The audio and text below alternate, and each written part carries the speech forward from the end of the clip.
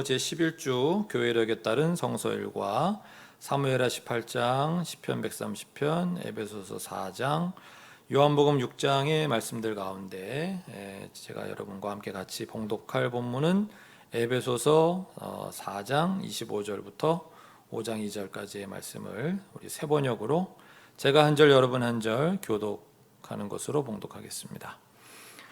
그러므로 여러분은 거짓을 버리고 각각 자기 이웃과 더불어 참된 말을 하십시오. 우리는 서로 한 몸의 지체들입니다. 화를 내더라도 죄를 짓는 데까지 이르지 않도록 하십시오.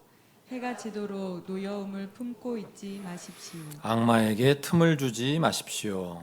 도둑질하는 사람은 다시는 도둑질하지 말고 수고를 하여 제 손으로 떳떳하게 벌이를 하십시오. 그리하여 오히려 궁핍한 사람들에게 나누어 줄 것이 있게 하십시오. 나쁜 말은 입 밖에 내지 말고 덕을 세우는 데 필요한 말이 있으면 적절한 때에 해서 듣는 사람에게 은혜가 되게 하십시오. 하나님의 성령을 슬프게 하지 마십시오. 여러분은 성령 안에서 구속의 날을 위하여 인치심을 받았습니다. 모든 악독과 격정과 분노와 소란과 욕설은 모든 악의와 함께 내버리십시오. 서로 친절히 대하며 불쌍히 여기며 하나님께서 그리스도 안에서 여러분을 용서하신 것과 같이 서로 용서하십시오. 그러므로 여러분은 사랑을 받는 자녀답게 하나님을 본받는 사람이 되십시오.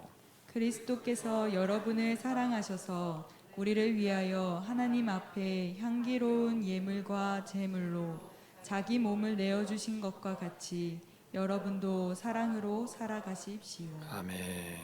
네, 기도드리고 설교 말씀 듣도록 하겠습니다. 아버지 하나님, 성자 예수님, 그리고 성령 하나님, 우리의 예배를 받아주시옵소서. 우리의 예배와 함께하여 주옵소서. 이제 이 부족한 종이 주님의 말씀을 대언하는 시간입니다. 이 종을 붙들어 주십시오. 또 말씀을 받는 우리 모두와 성령과 진리로 함께하여 주셔서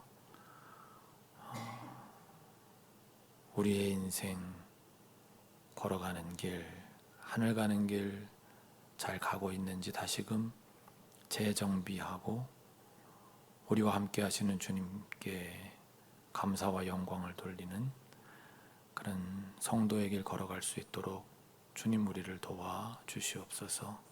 우리에게 은총 베풀어 주옵소서. 주님의 말씀이 우리의 가슴에까지 다다를 수 있도록 역사하여 주시옵소서. 함께 하심을 믿사옵고 감사하며 우리 주 예수 그리스도의 이름으로 간절히 기도하옵나이다. 아멘. 오늘도 삼위 하나님께서 우리에게 주시는 생명의 길 위로 걷고 주님의 뒤를 따르는 우리가 모두가 되기를 간절히 바랍니다.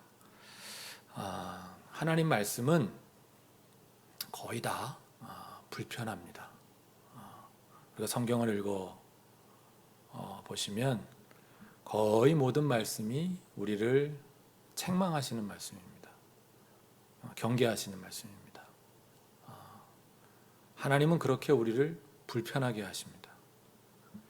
내 하고 싶은 대로, 내 마음대로 좀 살고 싶은데, 내 입으로 아무 말이나 좀 하고 싶고, 내 팔다리로 아무 짓이나 하고 싶고, 돈이 생기면 돈이 주는 재미도 좀 누리고 싶고, 힘이 생기면 힘도 내 마음대로 사용하면서 쾌감도 느끼고 싶고, 욕망도 좀 충족시켜가면서 살고 싶은데,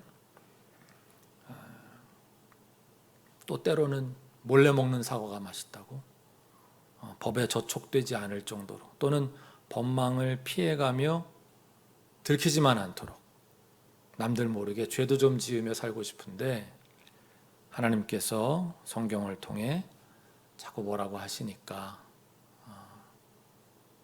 우리 마음이 불편합니다. 하나님이 왜 그러시겠습니까? 우리가 조만간 수요일에 공부를 시작할 요한계시록, 요한계시록뿐만 아니라 성경 전체의 중요한 메시지 중에 하나가 이런 것이죠.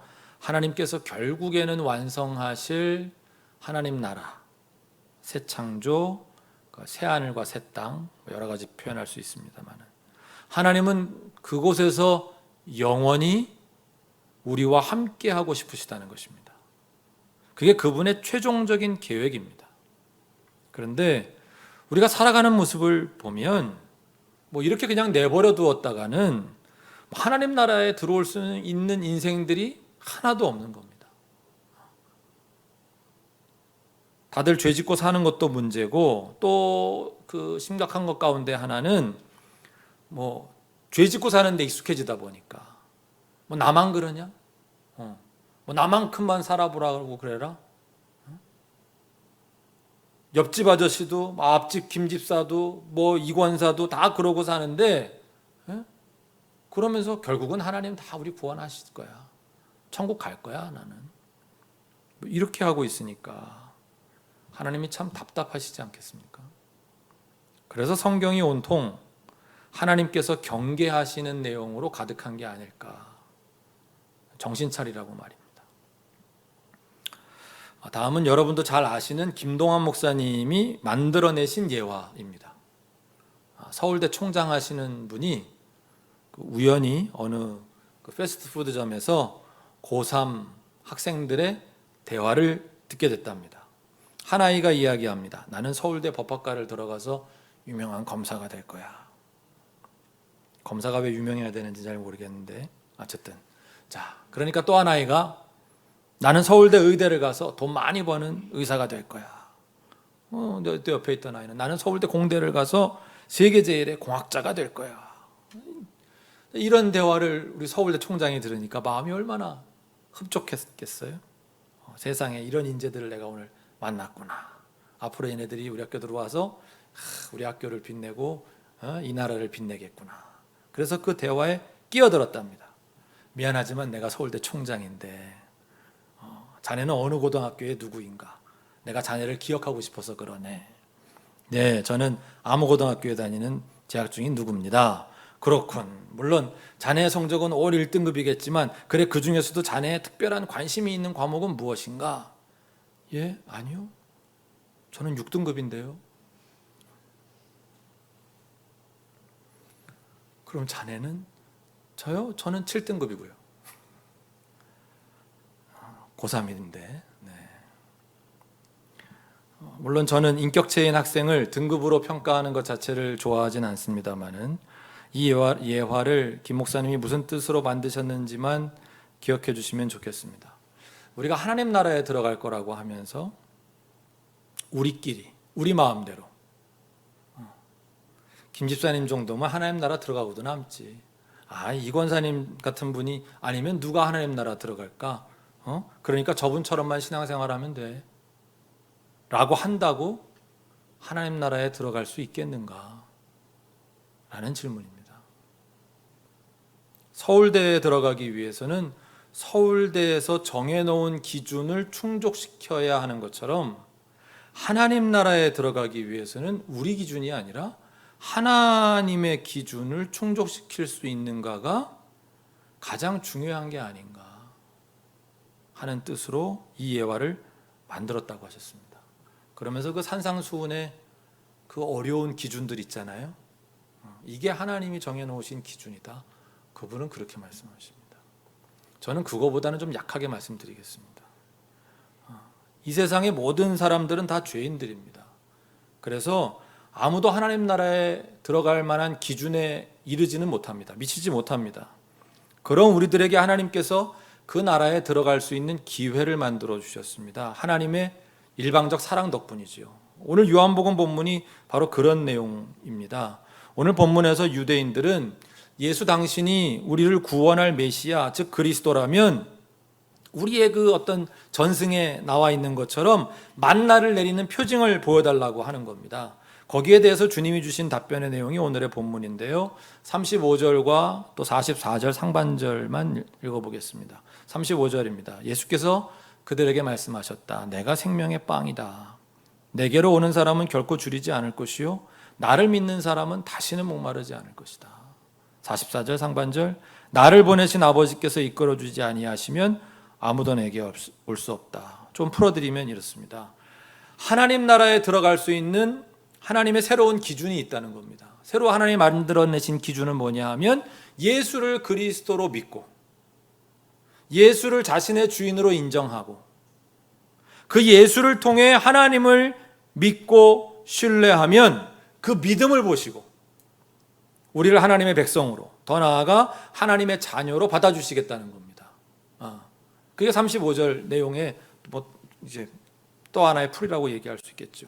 그런데 44절 말씀처럼 그 무슨 얘기냐면 이렇게 예수를 그리스도로 우리가 받아들이게 되는 것은 하나님께서 은혜를 내려주셔가지고 우리를 예수님께로 이끌어 주시지 않으면 누구도 예수를 그리스도로 인정할 수 있는데 이룰 수 없다는 겁니다.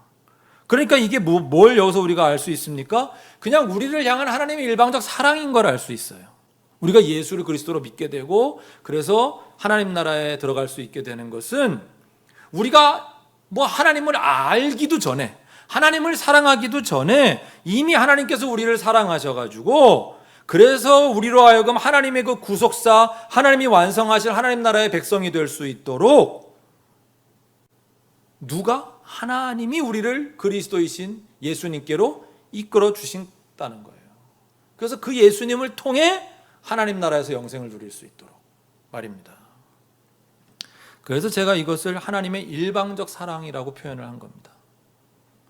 이 일방적 사랑의 의미는 무슨 스토킹 같은 그런 그 혐오스러운 의미가 아니라 우리가 그분께 드리는 사랑보다 우리가 받는 사랑이 이건 비교할 수 없을 만큼 훨씬 더 큰 그런 사랑을 하나님이 우리에게 가지고 계신다는 뜻입니다. 지난주부터 갑자기 제가 제 개인의 예를 드는 걸 여러분이 양해해 주시기 바랍니다. 제 인생의 동반자인 김아무개 씨가 저를 참 많이 사랑합니다. 젊었을 때는 저는 그 사랑을 그걸 잘 못 받아들였던 것 같아요. 좀 부담스러울 때가 있었고 그래서 좀 피하고 싶을 때도 있었습니다. 그 정도가 아닐 때는 내가 좀 잘났구나. 그래서 저 사람이 나를 이렇게까지 사랑하는구나. 이랬던 적도 있습니다. 그런데 이제 저희가 결혼한 건 그 정도 안 됐지만 만난 지는 올해가 만 30년이 되는 해입니다. 7월에 처음 만났으니까 이제 8월이잖아요. 그러니까 만 30년이 지났습니다. 이 정도 세월이 흐르고 나서 보니까 지금은 사실 제가 정말 감사합니다. 너무 감사해요. 제 동반자인 그분께 말이죠. 나 같은 사람을 내가 뭐라고 이렇게까지 한결같이 사랑할까. 어떨 땐 이제 존경스러운 마음이 들어요. 어떻게 저럴 수 있을까. 그런 마음이 듭니다. 물론 요즘도 가끔은 제가 이렇게 주장합니다. 저분에게. 나는 당신이 아니라 누구랑 살았어도 이렇게 사랑받으며 살았을 거라고. 왜? 사랑받을 만하니까. 재수 없습니까? 네. 제가 여러분이 별로 좋아하지도 않을 이런 개인적인 이야기를 굳이 하는 것은 저의 이런 모습이 딱 하나님과 우리 사이를 보여주는 것 같아서입니다.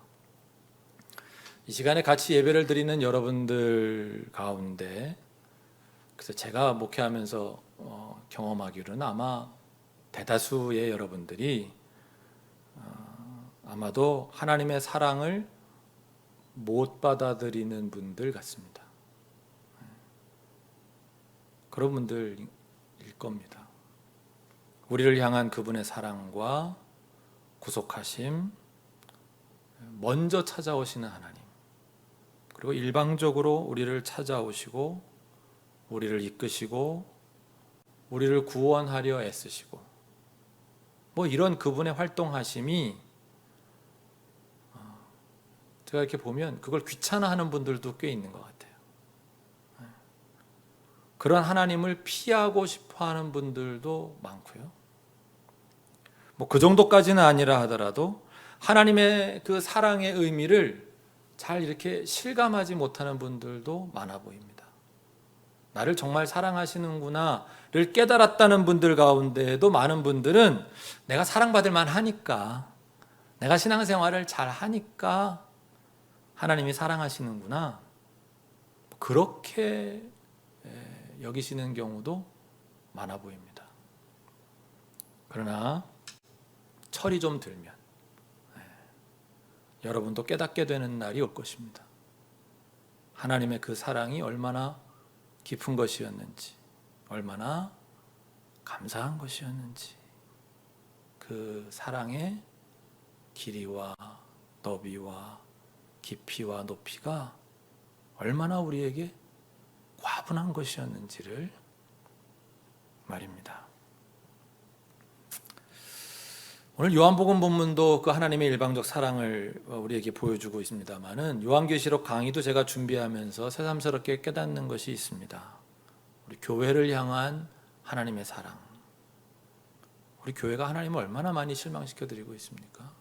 그럼에도 불구하고 하나님의 백성, 하나님의 자녀를 향한 하나님의 사랑의 깊이, 그리고 그 사랑의 완전함 같은 것 말입니다. 새 창조 안에서, 새 하늘과 새 땅에서 영원히 우리와 함께 살고자 하시는 하나님의 계획, 이것이 바로 우리를 향한 하나님의 사랑의 크기를 보여주시는 것입니다.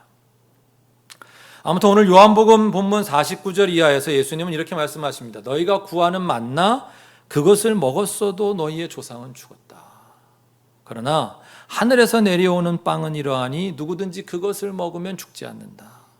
나는 하늘에서 내려온 살아있는 빵이다. 이 빵을 먹는 사람은 누구나 영원히 살 것이다. 내가 줄 빵은 나의 살이다. 그것은 세상에 생명을 준다. 이렇게 말씀하셨습니다. 우리가 예수님을 통해 하나님께로 나아가면 우리는 영생을 누립니다. 그렇기 때문에 우리를 예수님께로 이끌어 주신 하나님의 사랑을, 우리가 갚을 수 없을 정도의 그 크고 일방적인 사랑을 기억하십시다. 그리고 오늘 요한복음 6장 35절 본문 말씀을 잊지 맙시다. 내가 생명의 빵이다. 내게로 오는 사람은 결코 줄이지 않을 것이요 나를 믿는 사람은 다시는 목마르지 않을 것이다. 아멘입니까? 네. 자, 여기까지만 하고 오늘 설교를 마치면 굉장히 은혜만 있는 설교인데, 그러면 왜 제목이 불편한 사랑이었는지 잘 모릅니다. 오늘 본문은 사무엘하 본문도 있습니다. 사무엘하 본문은 지난주 사무엘하 본문으로부터 제법 세월이 흐른 다음의 이야기입니다. 지난주가 사무엘하 12장이었죠. 오늘 이제 18장인데 이 12장부터 18장 사이에 아주 많은 사건들이 일어났었습니다. 12장에서 그때 그 우리아의 아내 바세바에게서 얻었던 아들은 죽었습니다. 그리고 이제는 그 압살롬이라고 하는 다윗의 아들이 반란을 일으켰다가, 그래서 다윗이 거의 죽을 뻔했죠. 그랬는데 압살롬의 전술 실패로 전세가 뒤집어진 그런 장면입니다. 본문 9절 중간을 보시면 그의 머리채가 상수리 나무에 휘감기는 바람에 라는 구절이 있습니다. 그 성경을 읽어보시면 압살롬의 이 머리채가 아주 큰 자랑이었습니다. 온 백성이 아주 그 머리가 멋있다면서 그냥 뭐 왕감이다 막 이렇게 했던, 그런데 그 머리채가 나무에 걸려 그가 죽게 되었다는 이 장면도 이게 상당히 좀 상징적인 의미를 담고 있는 장면입니다. 길게 말씀드릴 수 없어서 지나갑니다. 아무튼 그렇게 해서 압살롬의 반란이 진압이 되었는데 33절을 보시면 그 반란을 진압하던 과정에서 압살롬이 죽습니다. 다윗은 그가 사랑하던 또 하나의 아들을 잃었습니다. 그래서 저렇게 통곡하는 장면이 33절에 나와 있습니다. 사실 다윗은 살아가는 동안에 여러 명의 아들들을 잃었습니다. 처음에 우리아의 아내 바세바로부터 얻은 아들을 잃었고, 그 그 다음에 압살롬이 죽인 아들이 또 있었고, 지금 압살롬이 또 죽었습니다. 아무리 왕이 되어 천하를 다스리는 영광을 누렸다 하더라도 이렇게 자식이 죽어나가는 인생, 글쎄 정말 성공한 인생이라고 할 수 있을지, 이게 무슨 어찌할 수 없는 무슨 질병에 걸려서 아무 죄 없는데 말이죠. 그렇게 죽은 것도 아니고, 첫 번째 죽은 아이는 다윗의 죄 때문에 죽었고, 두 번째 죽은 아이는 지 형제 손에 죽었고, 셋째 아이는 반역했다가 전쟁터에서 죽었고. 이 즈음에서 우리는 지난주 본문에서 나단 선지자를 통해 하나님께서 다윗에게 주신 메시지가 생각납니다. 사무엘하 12장 7절부터 13절까지의 말씀입니다. 세번역 성경으로 제가 한 절 여러분 한 절 번갈아 가며 읽겠습니다. 나단이 다윗에게 말하였다. 임금님이 바로 그 사람입니다. 주 이스라엘의 하나님이 이렇게 말씀하십니다. 내가 너에게 기름을 부어서 이스라엘의 왕으로 삼았고 또 내가 사울의 손에서 너를 구하여 주었다. 나는 네 상전의 왕궁을 너에게 넘겨주고 네 상전의 아내들도 네 품에 안겨주었고 이스라엘 사람들과 유다 나라도 너에게 맡겼다. 그것으로도 부족하다면 내가 네게 무엇이든지 더 주었을 것이다. 그런데도 너는 어찌하여 나 주의 말을 가볍게 여기고 내가 악하게 여기는 일을 하였느냐. 너는 햇사람 우리아를 전쟁터에서 죽이고 그의 아내를 빼앗아 네 아내로 삼았다. 너는 그를 암몬 사람의 칼에 맞아서 죽게 하였다.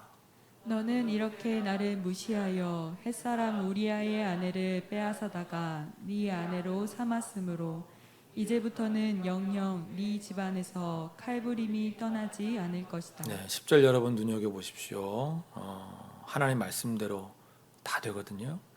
11절도 그 이하도 마찬가지인데, 주님께서 또 이렇게 말씀하십니다. 내가 너의 집안에 재앙을 일으키고 네가 보는 앞에서 내가 너의 아내들도 빼앗아 너와 가까운 사람에게 주어서 그가 대낮에 너의 아내들을 욕보이게 하겠다.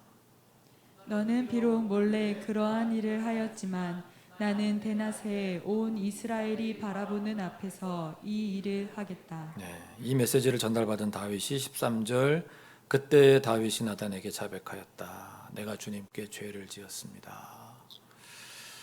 이렇게 이제 자복한 다윗이 지난주에 우리가 보았던 시 51편, 그 회개의 시, 회개의 기도까지 지어서 하나님께 올리죠. 다윗이 잘했습니다.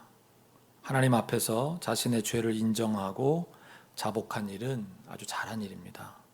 왕으로서, 남자로서 이런 회개에 이르지 못하는 사람들이 얼마나 많은지를 우리가 알고 있기 때문에 이 13절에서 자신의 죄를 인정하고 자백하는 일은 아주 잘한 일입니다. 그러나 오늘 본문인 사무엘하 18장에 오기까지 12장 이하에서 그 하나님의 12장의 이 메시지는 다 이루어집니다. 간음하여 얻은 아들, 우리아를 죽이고 얻은 아들이 제일 먼저 죽었습니다. 다윗이 그때 이미 회개한 다음이고, 그래서 하나님으로부터 용서받은 다음이라고 볼 수 있겠죠. 그런 다윗이 금식하고 철야하면서 그 아들을 살려달라고 기도했지만 하나님이 살려주시지 않았습니다. 그 아들 죽었습니다. 결국 소용없었어요. 그 본문 10절 말씀대로 다윗의 아들들끼리 칼부림을 했습니다. 그리고 다윗의 아들 중 하나인 압살롬은 제 형제를 죽였을 뿐만 아니라 반역을 일으켰고 11절 말씀대로 아버지의 후궁들을 대낮에 욕보였습니다. 그리고 전투에서 이제 결국 죽었는데, 그래서 다윗은 오늘 또 한 번 아들을 잃은 슬픔을 감당해야 했습니다. 좀 조심스럽긴 한 표현입니다만은 죄값을 치른다라는 표현이 떠오릅니다. 가끔 우리 그리스도인들이 착각하는 게 있습니다. 그것은 우리가 회개하면 하나님께서 죄값도 치르지 않도록 용서하신다. 이거는 착각입니다. 하나님의 용서는 그런 것이 아님을 오늘 사무엘하 본문은 우리에게 알려주십니다. 하나님께서는 회개하는 다윗 왕을 용서하셨습니다. 그러니까 결국 그 다윗으로부터 예수님까지 오시고, 다윗은 지금도 최고의 왕으로 기억되고, 하나님 분명히 용서하셨어요. 그러나 죄값은 치르게 하셨어요. 오늘까지 이 세 번의 설교에, 이게 하나의 시리즈 같은 건데, 지금 다윗을 통해서 이 설교의 시리즈 제목을 붙인다 그러면 제가 붙이고 싶은 제목은 가벼운 죄란 없다는 겁니다. 우리는 항상 기억해야 됩니다. 가벼운 죄는 없다. 죄는 무서운 잠재력을 가지고 있기 때문에 이게 언제 어디에서 어떤 형태로 터져서 내 인생을 파괴할지 모른다는 것을 우리는 꼭 명심해야 합니다. 물론 여러분이 과거에 지은 죄 때문에 전전긍긍할 필요까지는 없지만, 하나님 앞에서 다 용서받은 죄라면, 그리고 그분에게 충분히 사죄하고 죄값을 치른 죄라면 전전긍긍할 필요는 전혀 없습니다. 그러나 제가 이 말씀을 드리는 건 앞으로도 우리는 죄를 지을 거기 때문에 그때마다 우리는 꼭 기억해야 된다는 거죠. 이런 죄 정도는 가벼우니까 괜찮지 않을까? 과연 그런 죄가 있는가? 하는 것입니다. 오늘 에베소서 본문을 보시겠습니다. 27절입니다. 악마에게 틈을 주지 마십시오. 어떤 분들은 이렇게 생각할 겁니다. 구약 시대까지는 하나님이 죄값을 치르게 하셨지만 신약에 와서는 예수님으로 인해 모든 죄값은 예수님이 다 치러주셨으니까 괜찮은 거 아니야? 죄값 치를 필요 없이 용서받는 거 아니야? 그럼 뭐 할러 에베소서 말씀에 저런 말씀이 있겠습니까? 악마에게 틈을 주지 말라고? 예수님이 다 용서하셨는데, 어떤 죄를 져도 다 용서받을 건데. 29절입니다. 나쁜 말은 입 밖에 내지 말고 덕을 세우는 데에 필요한 말이 있으면 적절한 때에서 듣는 사람에게 은혜가 되게 하십시오. 나쁜 말은 입 밖에도 내지 말고. 적절한 때를 찾는 노력도 오늘 설교 제목 후보 중 하나였습니다. 좋은 말, 덕을 세우는 데 필요한 말이라도 적절한 때에 하라고 하기 위해서 우리가 노력해야 된다는 겁니다. 적절한 때를 찾는 노력이 필요하다. 25절과 26절입니다. 그러므로 여러분은 거짓을 버리고 각각 자기 이웃과 더불어 참된 말을 하십시오. 우리는 서로 한 몸의 지체들입니다. 화를 내더라도 죄를 짓는 데까지 이르지 않도록 하십시오. 해가 지도록 노여움을 품고 있지 마십시오. 여러분, 25절 거짓을 버리라 그랬습니다. 예수 믿는다 그러면서 거짓말 하는 사람들이 얼마나 많습니까? 순전히 자기 입장에서만 얘기를 하니까 그게 객관적으로 보면 거짓말인 겁니다. 여기서 이 사람 듣기 좋은 말 해주고 저기서 저 사람 듣기 좋은 말 하다가 이게 문제가 생기면 어느 한쪽에 한 말이 거짓말이 되는 겁니다. 조심해야 되는 겁니다. 죄를 짓는 데까지 이르지 않도록 하라고 26절에 말씀하시지 않습니까? 왜 이렇게까지 경계하실까요? 신약의 말씀인데, 예수님 십자가 지시고 부활하신 다음에 기록한 말씀일 텐데, 분명히 에베소서가 왜 예수님으로 인해 모든 죄 다 용서받았는데 왜 죄를 짓지 말라고 이렇게까지 경계하실까요?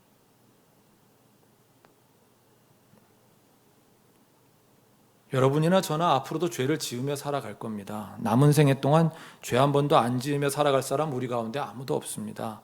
그럼에도 불구하고 우리는 이 죄의 파괴력을 기억하고 끊임없이 하나님 앞에서 스스로를 경계해야 된다 라고 말씀하는 겁니다. 죄는 그렇게 무서운 겁니다. 에베소서 본문 30절입니다. 하나님의 성령을 슬프게 하지 마십시오. 여러분은 성령 안에서 구속의 날을 위하여 인치심을 받았습니다. 맞아요. 그래서 우리는 최종적으로는 결국은 구원받을 거예요. 그러나 죄값도 치르지 않고 구원받는다? 누가 장담할 수 있습니까? 그럼 뭐하러 이런 말씀을 하십니까? 하나님께서 우리를 구원하시기 위해서 요한복음의 본문의 표현대로 하면 하나님께서 우리를 예수님께로 끌어다 놓으셨어요. 우린 그런 사람들이에요. 그런 의미에서 선택받은 사람들이에요.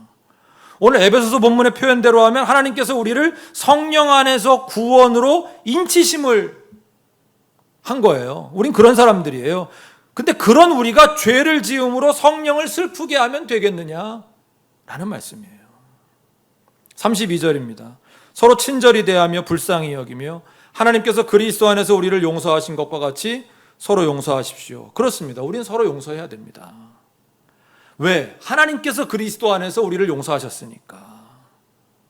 하나님 우리를 너무너무 사랑하시거든요. 아까 요한복음 본문에서 본 것처럼 아주 거의 일방적으로 사랑하시는 거예요. 네. 그래서 하나님은 우리를 용서할 수 있는 조그마한 거리라도 우리 안에서 발견하시면 그냥 다 용서하시는 거예요. 예수님 만들어 놓으신 게 있으니까. 그러나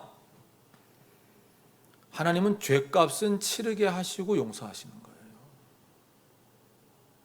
사무엘하 본문은 잊어버리지 마시면 좋겠어요. 에베소서 본문도 잊어버리시지 않으시면 좋겠어요. 다윗의 삶을 우리가 기억하십시다.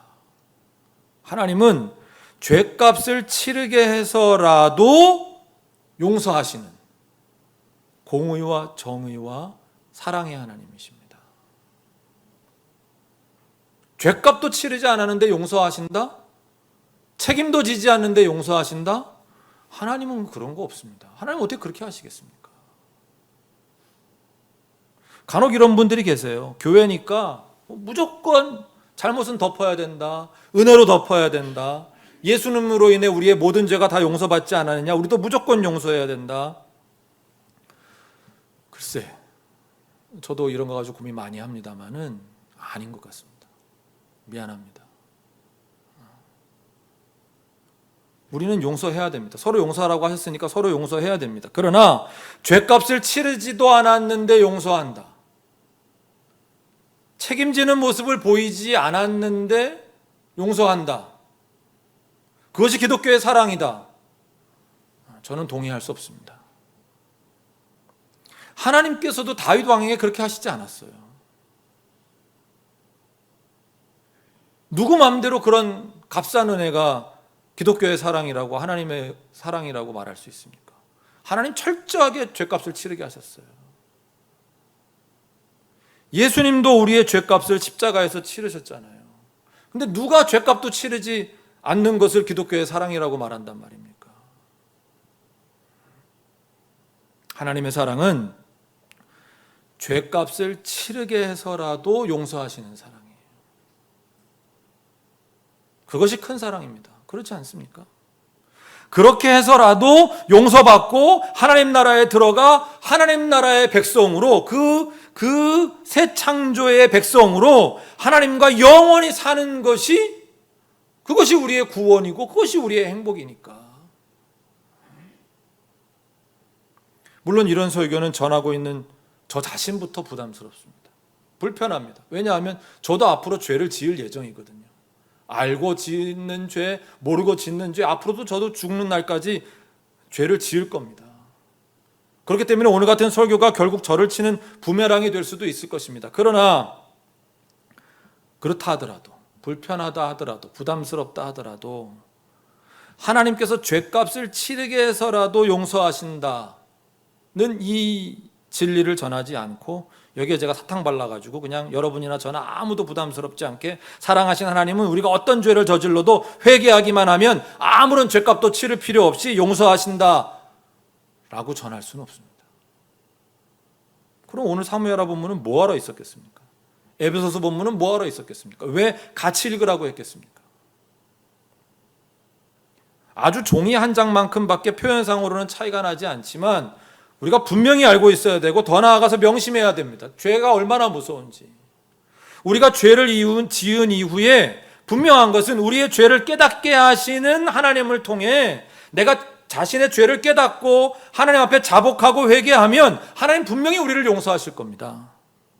우리에게 기회를 주십니다. 그래서 하나님 나라에 우리가 들어가는 것은 문제가 없을 거라는 건 그건 의심할 필요가 없습니다. 그러나 회개하더라도 하나님은 그 죄값은 치르게 하실 거라는 것까지. 그러니까 네가 짓는 죄 하나하나가 얼마나 무서운지는 알고 지어라 라는 것까지 우리는 분명히 알고 있어야 됩니다. 그게 무슨 사랑이고 그게 무슨 용서냐 하실 분이 계실까요? 생각해 보십시다. 우리가 누굽니까? 우리는 죽는 날까지 하늘을 우러러 부끄러움으로 가득할 뿐인 죄 많은 인생들입니다. 그럼 우리가 어쨌든 최종적으로는 하나님 나라의 백성이 될 수 있도록, 그 새하늘과 새 땅의 백성이 될 수 있도록 하나님이 구원하신다는 게 그게 용서고 그게 사랑이지 않습니까? 최후의 심판 앞에서 우리는 하나님으로부터 구원받는 백성으로, 하나님 나라의 백성으로 그렇게 구별될 것이니 그것이 축복이 아니고 무엇입니까? 우리의 죄로 인해 영원한 벌을 내리시지는 않는다. 그걸로 족하시지 않습니까? 오늘의 설교를 정리하고자 합니다. 오늘 설교 제목을 불편한 사랑이라고 정했습니다. 불편한 진실이라는 표현을 많이 사용하지 않았습니까? 그처럼 하나님의 사랑도 우리에게 불편한 구석이 있다는 것을 밝히고 싶었습니다. 그것이 참 사랑임을 일깨워드리고 싶었습니다. 아까 같이 읽었던 지난주 본문 가운데 사무엘하 12장 8절 하반절부터 보시면 이런 구절이 있습니다. 하나님께서 말씀하십니다. 그것으로도 부족하다면 내가 네게 무엇이든지 더 주었을 것이다. 그런데도 너는 어찌하여 나 주의 말을 가볍게 여기고 내가 악하게 여기는 일을 하였느냐. 여러분, 하나님께서 우리에게도 똑같이 말씀하십니다. 우리에게 주신 것들 중에 부족한 것이 있다면 하나님께서 무엇이든지 더 주실 겁니다. 그런데 우리는 하나님의 말씀을 가볍게 여기고 하나님께서 악하게 여기는 일을 통해서 내 욕심을 이루려고 합니다. 하나님은 우리를 사랑하십니다. 정말 많이 사랑하십니다. 진심으로 사랑하십니다. 뭐라고 더 표현해야 좋을지 모를 정도로 그분은 우리를 사랑하십니다. 그래서 하나님의 최종적인 목표는 우리와 함께 하나님 나라에서 영원히 사시는 것입니다. 이 죄 많은 세상이 아니라 새 창조, 새 하늘과 새 땅인 하나님 나라에서 말입니다. 우리 모두가 결국은 그 하나님 나라에 다 들어가게 될 겁니다. 그러나 우리가 이 땅에 살아가는 동안에 거듭거듭 하나님 앞에 자꾸 죄를 지으면 이건 우리가 갈 길을 방해하는 겁니다. 최종적으로 들어갈 그 하나님 나라의 입성뿐만 아니라, 그걸 방해할 뿐만 아니라 우리의 인생길도 그저 죄값을 치르기에 바쁜 고단한 인생이 될 수도 있습니다. 죄값을 치르게 해서라도 우리를 용서하시고자 하는 사랑, 그것이 하나님의 불편한 사랑입니다. 다윗의 인생을 반면교사로 삼읍시다. 우리아의 아내 밧세바의 눈독 들인 죄, 어쩌면 스스로는 가벼운 죄라고 시작한 일이었는지도 모르겠습니다. 이 정도가 그렇게 큰 죄가 되겠어? 했을지도 모릅니다. 그러나 그 죄가 얼마나 커지고 무서워지는지, 그 죄값은 또 얼마나 혹독했는지 우리는 마음에 새겨야 할 것입니다. 하나님은 죄값을 치르게 해서라도 우리를 용서하고자 하신다는 것을 기억하십시다. 이제부터는 사족인데요. 그러니 이제부터는 다른 사람이랑 싸우지 말고, 우리 형제자매랑 싸우지 말고, 그저 우리의 죄와 싸우며 살아가십시다. 거기에 힘을 모아도 지금 우리가 살아가는 지금 내 인생에 또 우리 사회에 지금 얼마나 죄가 가득합니까?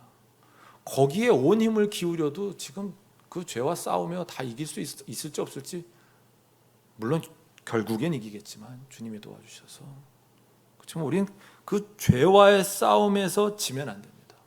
죄와의 싸움에서 이기는 길은 뭡니까? 오직 우리 주님만 바라보며 나아가는 겁니다. 오늘 본문들 가운데 시편 130편 5절과 6절 말씀입니다. 내가 주님을 기다린다. 내 영혼이 주님을 기다리며 내가 주님의 말씀만을 바란다. 내 영혼이 주님을 기다림이 파수꾼이 아침을 기다림보다 더 간절하다.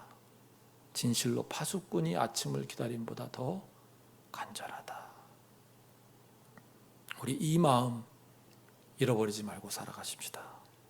주님이 승리케 하실 것입니다. 기도드리겠습니다.